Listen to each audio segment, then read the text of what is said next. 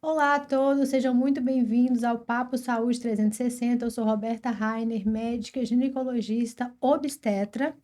Nós estamos aqui hoje por conta do calendário anual de saúde. Nesse mês de agosto, ele é tão especial. E eu trouxe uma especialista no tema para dividir comigo esse papo. Fernanda, se apresenta, por favor. Olá, pessoal que está me assistindo. Eu sou Fernanda Moraes, especialista em ginecologia e obstetrícia pela Albert Einstein, e vai ser um prazer falar sobre o mês Agosto Dourado, que é o mês mais feminino do ano e o mais aconchegante para todas nós mulheres. É o mês da amamentação. Isso aí. Quando é? Você sabe a história do surgimento desse mês do Agosto Dourado? A partir de quando ele surgiu e por que sentiram a necessidade de implementar no calendário de saúde? Sim, na verdade, o Agosto Dourado foi uma adaptação do Brasil, né? Ele é o mês de conscientização inteiro de agosto veio a partir do Ministério da Saúde, mas a Semana Mundial de Aleitamento Materno, que vai do dia 1 ao dia 7 de agosto, surgiu em 1992, tem 30 anos, um pouquinho mais, e ele visa ter rações em todo o mundo, em países, ao mesmo tempo, em paralelo, em favor, em prol, né, da manutenção da amamentação, porque a gente sabe que é o melhor alimento para a criança, pelo menos até os 6 meses de idade, depois de forma complementar. A gente vai falar um pouquinho sobre isso, né? Você sente que a mulher atual já tem uma tendência a querer amamentar? Ou seja, deu certo essa promoção implementada há 30 anos atrás? Deu super certo. Acho que todas as mães se preparam psicologicamente, né? Esperam. Acho que é o suprassumo do nascimento é a amamentação. Mas, ao contrário do que muitas pessoas pensam, não é tão simples quanto simplesmente colocar o seio para fora e amamentar o bebê, né? Deveria ser? Você acha que o problema está na sociedade, no impacto familiar? Você acha que. Qual é o desafio de amamentar? O grande desafio é conciliar o princípio básico, pega e posição correta do bebê. Isso estando ok, muito da amamentação vai transcorrer naturalmente. E falta informação. Essa informação, se ela acontecesse desde o pré-natal, né, de forma efetiva, já que a mulher tem 9 meses de uma gestação saudável para se preparar, muitos problemas poderiam ser evitados no puerpério. É mesmo? Você acha que o pré-natal está sendo ineficiente em conseguir implementar de forma efetiva essa amamentação no nascimento? Isso, porque pelo Ministério da Saúde são recomendadas pelo menos 6 consultas de pré-natal durante o período gestacional. E minimamente nessas 6 consultas, todas elas, desde o início, deveria ser tratado o tema amamentação. Mas muitos obstetras, isso tanto médico quanto enfermeiro, acaba deixando para falar um pouco mais tardiamente disso, achando que de repente a mãe não está ainda preparada para obter certas informações, ou por conta do tempo que é corrido realmente de consulta. Então, algumas informações, porque a maternidade é um tema vasto, né? Tem várias nuances. Então, acaba pecando um pouquinho em deixar a mãe completamente orientada nesse período. Mas também, eu sempre digo, ter informação, ter conhecimento é libertador. Então, cabe também à mãe se conscientizar de que o tempo que ela tiver livre é para ela estar buscando E essa daí a informação. importância que a gente cada vez mais tem essas rodas de conversa, de acolhimento, de preparo, né? Que as mulheres estão ali, algumas estão sendo mães pela primeira vez, outras já tiveram suas dificuldades, estão amamentando de outra maneira agora e tem que dividir. Eu acho que essa troca também é muito bem-vinda, né? Esses grupos de apoio e de estudo e amamentação são muito válidos, né, Fernanda? Com certeza. O que dentro do consultório não consegue ser suprido, essa mulher pode estar buscando outras fontes de informação, lógico que procurando saber exatamente, né, hoje em dia, se é fake news ou se é verdadeiro. Tem como a gente saber em sites seguros, ou seja, procure sempre informações pelo site do Ministério da Saúde, pela Organização Mundial de Saúde, pelo site da Unicef, que são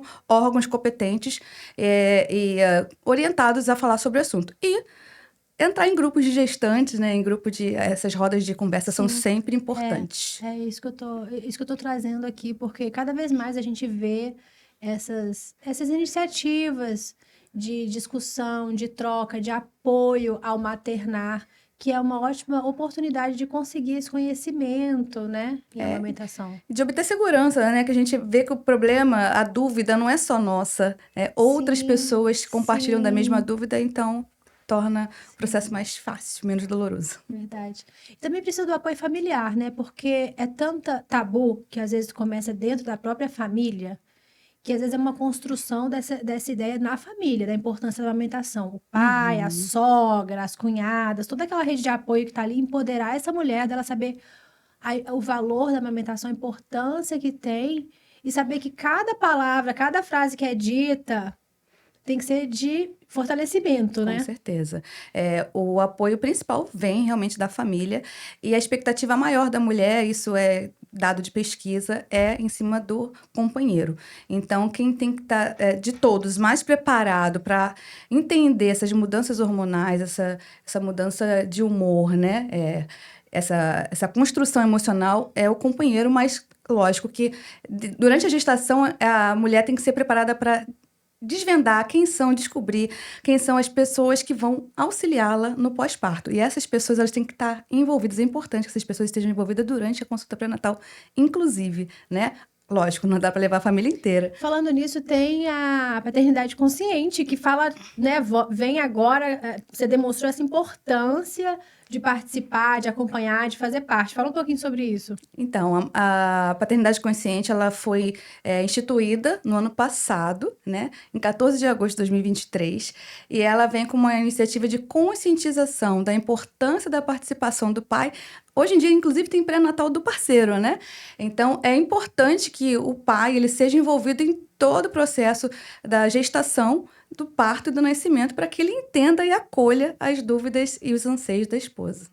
Que legal, isso é tão importante, que bom. Assim, eu vejo, eu como obstetra, fazendo sala de parto, acompanhando, que esse movimento do pai estar ali, de fazer parte, de assistir e acompanhar o trabalho de parto, já é uma realidade, Sim. né? Institucionalizar, trazer isso para a mídia, é ainda mais importante, né? Com certeza. E também existe Fortalece. a lei do acompanhante. Então, a mulher ela tem o direito de escolher quem ela quer que a acompanhe nesse momento tão sublime, né, tão especial da vida dela. E normalmente ela quer a presença do pai. Então, um pai preparado durante a gestação junto com ela vai saber muito melhor lidar nesse momento do nascimento do filho. Vamos trazer uma problemática aqui, Uhum. que é o tempo que a mulher tem por lei para amamentação, né? Foge muito da recomendação de saúde que ela recebe Uhum. e o que ela consegue aplicar na vida real. Uhum. E aí, como é que você ajuda essas mães que têm que voltar para o trabalho?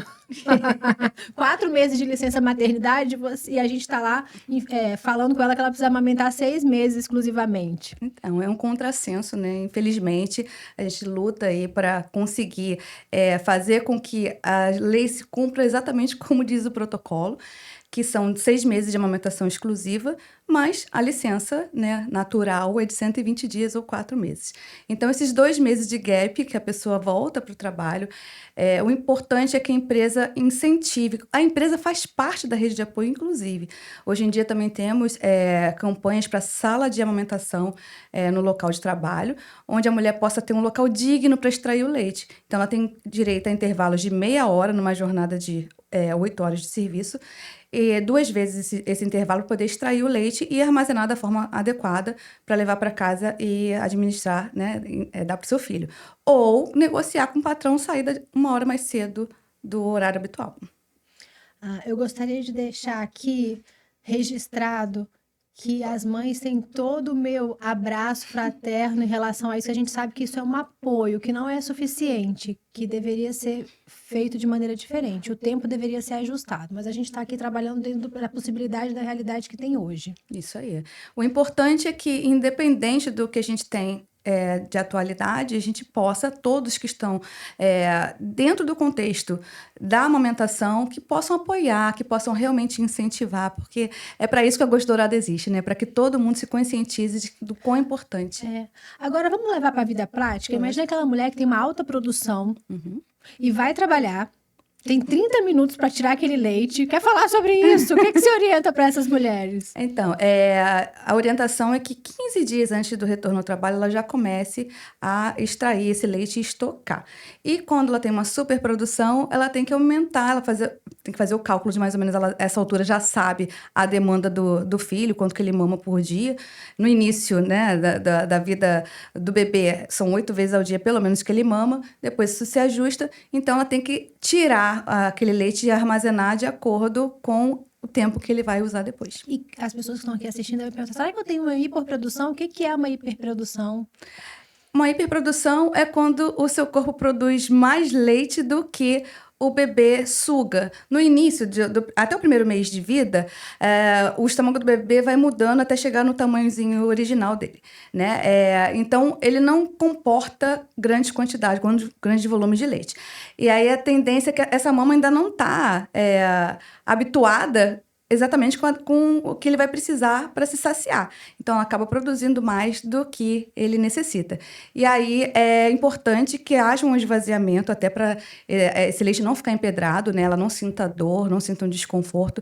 Então, uns 10 minutos antes de amamentar o bebê, é importante fazer uma ordenha, uma massagem de ordenha manual, para deixar essa mama mais liberada, né, mais mole, para ele conseguir abocanhar e extrair o suficiente. Depois o corpo vai entrando no ritmo, né, entendendo o hormônio.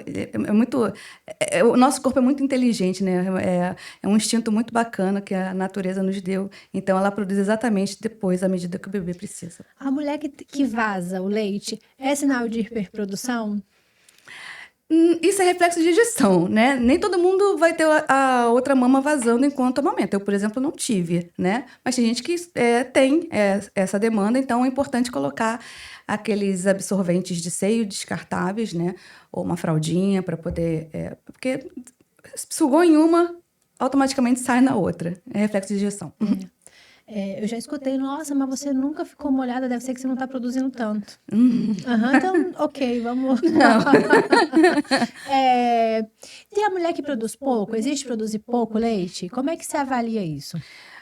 Se avalia pela não saciedade do bebê, né? De acordo com o que ele entende que ele precisa, né, com a demanda, que a amamentação é livre demanda, de acordo com a vontade do bebê. Então, ele mama e não se sente saciado. Existem sinais de saciedade. Depois a gente pode colocar uma figura para as pessoas entenderem como é que isso se dá. Mas, às vezes, a mama não tem essa produção de acordo com o que ele necessita para se sentir tranquilo. E aí a gente tem estímulos com a bomba de extração de leite, a gente faz algumas manobras para aumentar esse volume. Qual a pergunta que você mais escuta? Assim, quando as pessoas têm possibilidade de te abordar sobre a amamentação, qual é a principal dúvida que elas têm? Normalmente, a dúvida é em relação à descida do leite. Por que demorou a descer? Ou por que meu leite ainda não desceu? A descida ela demora um pouco mais em pacientes que se submetem à cesariana. A gente sabe que tem as cesáreas que são indicadas, né? E quando indicadas salvam vidas. Mas por a pessoa não ter entrado em trabalho de parto, o corpo não ter recebido sinais do trabalho de parto, isso não acontece de forma fisiológica, ela demora um pouquinho mais. Mas está tudo certo, porque o bebê nasce com uma gordura chamada gordura marrom, então essa gordura é suficiente para, naquelas primeiras 24 horas, alimentá-lo. Eu acho que é a dúvida maior delas. E qual é a pergunta que você mais gosta de receber? Que você fala, ainda bem que fez essa, que eu gosto. Você sente prazer em tirar essa dúvida, que você sabe que isso é fundamental. A dúvida fundamental é em relação a meu peito tá cheio, meu bebê está chorando demais, o que eu faço? Eu tô com o peito empedrado, o que eu faço agora? E é uma questão mesmo de ajuste, né? Como eu disse lá no início, uma boa pega e uma boa posição, elas não são garantia de um sucesso na amamentação, porque podem ter outras intercorrências, mas ela é um caminho bem curto para obter esse sucesso. Então, ajudar essa mãe, como ela reposiciona esse bebê no seio, como ela prepara essa mama para recebê-lo, porque se a mama estiver muito cheia, ele não consegue extrair o suficiente, que ele precisa abocanhar toda aquela parte escura, que é a areola. A massagem ela tem que acontecer ali para poder extrair o leite. Então, tudo se torna mais fácil depois disso. Fernanda, acredito também que uma coisa que você deve escutar muito é toda mulher queria ter mais leite. Ninguém está satisfeita. Todo mundo quer performar melhor nessa produção. Te fazem essa demanda também? Não muita, mas eu leio bastante sobre isso, né? Muitas mães acham que nunca é o suficiente o que elas estão produzindo, mas o que eu posso dizer é que cada mãe produz exatamente a quantidade de alimento que o seu filho precisa. E cada leite é diferente. O que eu produzo é diferente do que você produz no sentido de nutrientes. Ele vai se adequar à necessidade do seu bebê. Um bebê prematuro, ele precisa de mais calorias, ele precisa de mais componentes do leite. Então, a fase em que a mãe teve esse bebê é diferente. Então, o meu leite, levando em conta que eu tive um bebê no tempo certo, um bebê a termo, é diferente de uma mãe que teve um bebê prematuro. Então, assim, cada corpo é um corpo, cada organismo é um. E você falou uma coisa, cada mãe, seu bebê, né? E nessa coisa de querer produzir mais, a coleguinha do lado pode ver o peito da outra ainda ali bem túrgido e falar, quer amamentar o meu um pouquinho? Pode isso, Fernanda? A amamentação cruzada, nem pensar. Antigamente, né, existiam as amas de leite, mas não existiam estudos, né, suficientes para contraindicar, né, esse tipo de alimentação. A gente não sabe, infelizmente, mesmo que seja um parente, que tipo de doença tem. Às vezes nem a própria pessoa sabe, né? Então, tem algumas situações que contraindicam absolutamente a amamentação, né? É o HIV, o HTLV, uma mãe que está em tratamento de câncer ou que já teve câncer em algum momento mesmo tratado. Então, essas mães, elas não podem amamentar. Então, como nem todo mundo sabe o seu estado de saúde, por isso não se recomenda a amamentação cruzada. Qual a recomendação que você dá, assim, pro pai? Você tem alguma recomendação pro pai? Você falou, esse pré-natal, assim, se você tivesse a chance de quem tá aqui hoje ouvindo, escutar dicas suas para o pai, o que você poderia passar para eles? Eu diria que se a gestação ela foi planejada, que normalmente é planejada entre o casal, né? Eles decidem um momento juntos de engravidar, então todo o resto tem que ser em conjunto. Ele tem que ser totalmente participativo, desde das consultas pré-natais, as ultrassonografias, ele tem que estar ali passando essa força, entendendo, se munindo de informações, porque depois que a mulher tem o bebê, ela fica completamente perdida, o emocional dela fica abalado. Muitas pessoas têm um estado de depressão, né? Podem chegar na tristeza, que é o primeiro estágio. Então, esse pai ele precisa ser um apoio, ele precisa ser alguém que está ali para fazer o que ela não pode fazer. O que ela pode fazer é amamentar. O filho é dela, né? Quem tem que cuidar é ela. E isso vale até para a rede de apoio, porque as pessoas ficam ligadas no bebê, naquela coisinha fofa, que realmente atrai os olhares, mas quem menos está precisando de atenção naquele momento é o bebê, porque o bebê tem a mãe para cuidar. O que a mãe precisa é do resto, né? Se ela tem outros filhos, que cuide dos outros filhos, ir no supermercado, fazer uma comida, arrumar uma casa, isso sim é o melhor que a pessoa pode oferecer. Ela tá vendo ela amamentando? Oferece um copo d'água. Isso. Toda vez que você vê amamentando, oferece um copo d'água. Ela precisa, ela tá ali amamentando, depois provavelmente o bebê vai dormir. Tem que colocar para rotar, Fernanda? Então, nem sempre o bebê vai arrotar, mas é necessário que sempre ao final da amamentação ele seja colocado na posição vertical no colo, para garantir que o alimento vá para o lugar certo, que é o estômago, né? E aí, assim, a gente evita risco de regurgitação ou de vômito. Tá. E na vida prática? O neném mama e depois tem aquele cocô. Uhum. Vai trocar a fralda ou vai deixar dormir? Te peguei, Fernanda. O ideal é que troque. Tem gente que, só aquele risquinho, dá pra passar um risquinho, mas um cocôzinho tem que trocar. Até pra você avaliar como é que tá essa mamada, porque o cocô vai mudando de coloração na primeira semana de vida do bebê, né? E ali a gente sabe se ele tá mamando adequadamente, se ele tá eliminando o mecônio.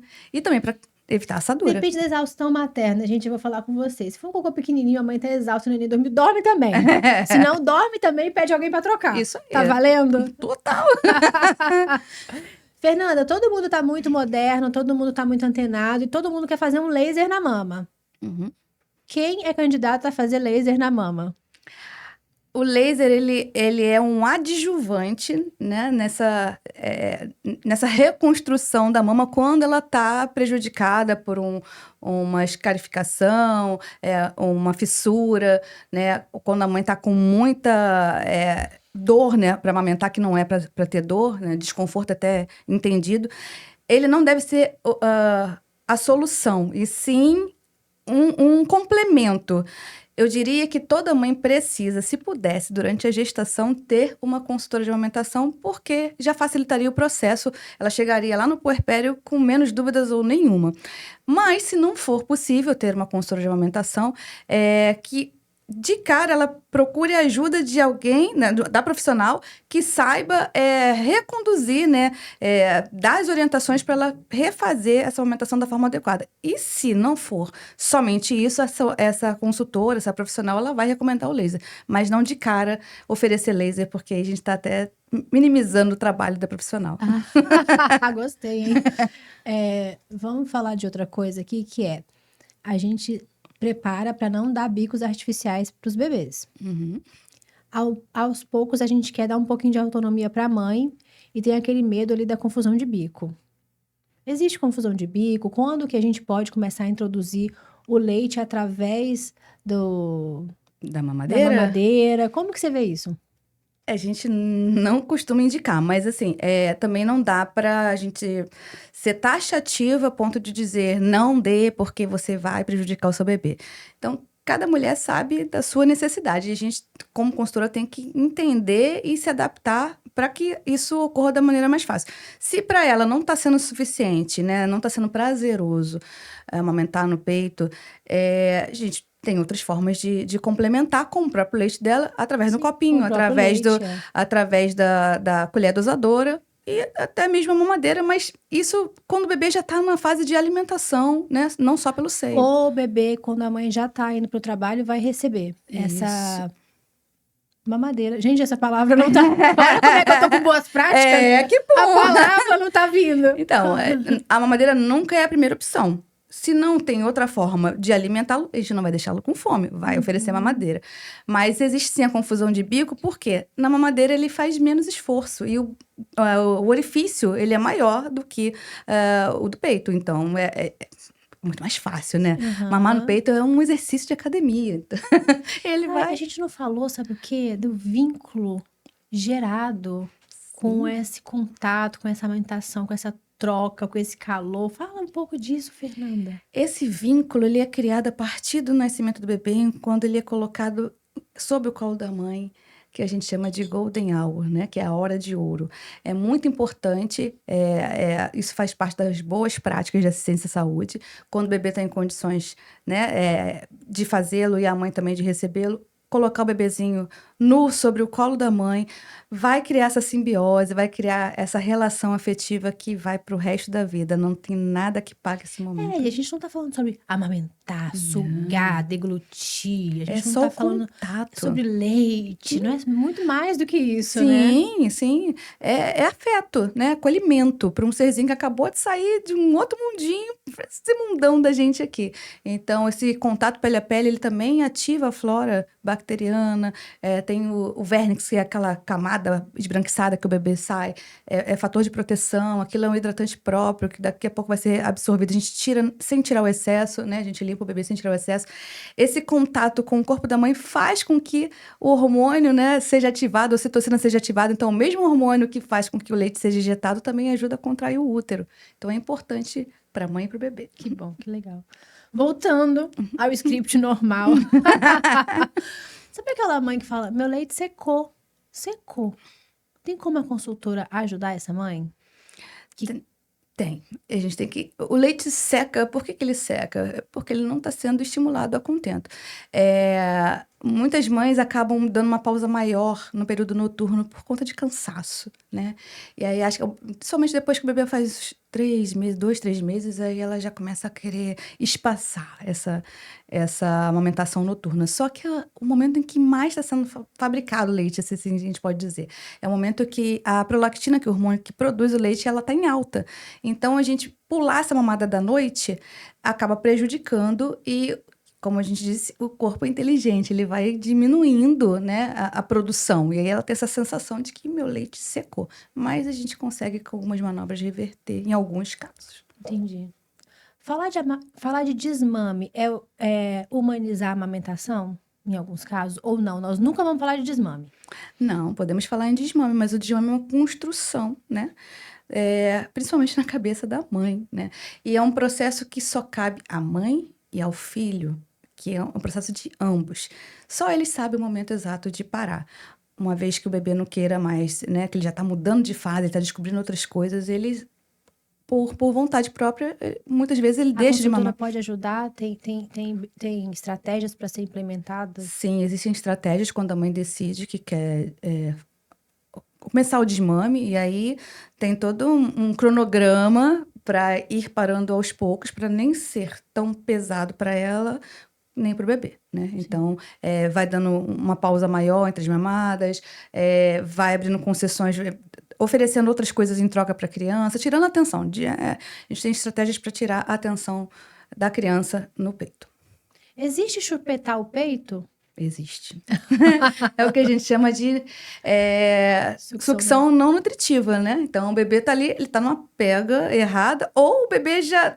Normalmente é um bebê maiorzinho, né? Que tá ali, já mamou, que queria mamar, mas quer ficar naquela gracinha com a mãe. E aí ele fica, ele não larga o peito, mas ele tá só... Prejudica a amamentação? Não prejudica porque tá sendo estimulado o seio, então... Não prejudica em nada, É. só. Não, talvez prejudique, porque a mãe pode ficar tão exausta, né, de ficar ali, ou de perder mais a autonomia, porque tem que também cumprir essa função, que pode acabar prejudicando indiretamente, né, Sim, Fernanda? se a gente olhar por esse ângulo, sim, né? É mais cansaço, é mais demanda que ela tem ali por uma coisa que não tá sendo para alimentar, é só mesmo para desviar a atenção dela de outras coisas. O bebê é esperto, né? Eu tô adorando a nossa conversa. Acho que a gente trouxe temas super importantes, pautas importantes em relação à amamentação, sem demonizar tanto, sem levar para um lado muito patológico. Sim. Você gostaria de falar das patologias, Fernanda? A gente pode citar, mas acho que a grande maioria das mães, a maior dificuldade está em relação ao processo inicial, né? Das fissuras, porque muitas vezes isso... Infelizmente, eu trabalho em maternidade, mas eu sei que às vezes há uma falha nessa orientação, porque 2 dias internada não são suficientes para passar todas as informações que ela precisa.